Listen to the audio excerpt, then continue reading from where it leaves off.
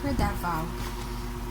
Last video natin, nag-air dry tayo na ating imbricata na succulent. Nilagyan natin na yung cinnamon powder. So, ngayon, okay na siya, dry na siya. 1 week na mahigit. So, start na po natin siyang maglipa. So, I have here other na mga succulents na pwede natin ilipat. By the way, ito po yung ano natin, yung soil mix natin for our cactus and succulents. Ito po yung Masitera. Order ko ito sa Shopee. Ito. So, kararating lang. Then, dry na siya. Then, let's start our repotting. Anyway, ganito lang. How to put this. Nakakaba sa camera. Ganon.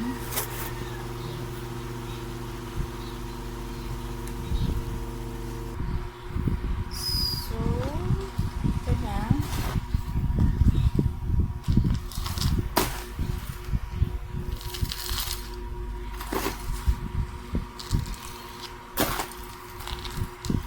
Pagkatapos guys,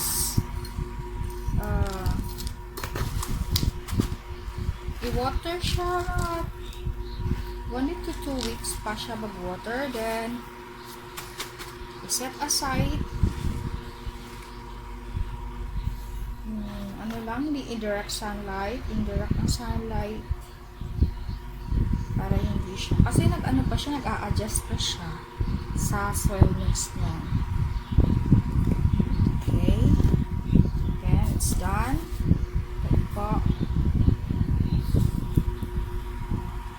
Next is ito namang cute na bag. Barbecue daw ang tawag nito.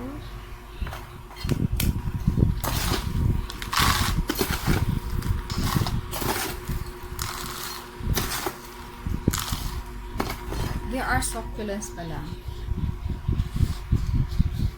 So, pag succulents kasi, may water na. Sa mga leaves sila, may water na. So, prevent po natin na mag-overwater. Situate na pag mag-water tayo, dry na yung soil, yung topsoil, then you can insert your finger, and pag may ano pa, pag ganyan mo, may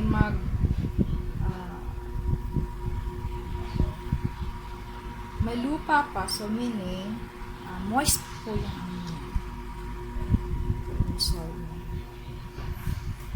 Then this one, look at this.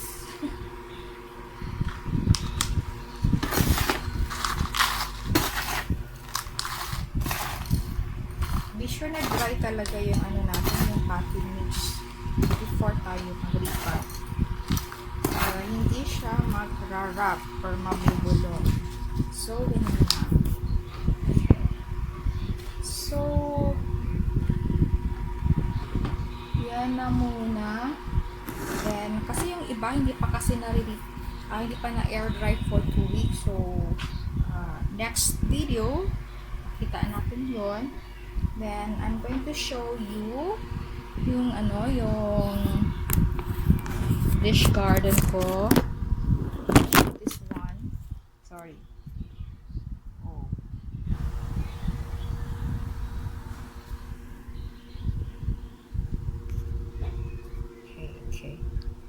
Okay guys, thank you for watching my video. Hopefully next time subscribe my channel, and more tips for you, lalo na sa iba natin mga plants. And bye for now.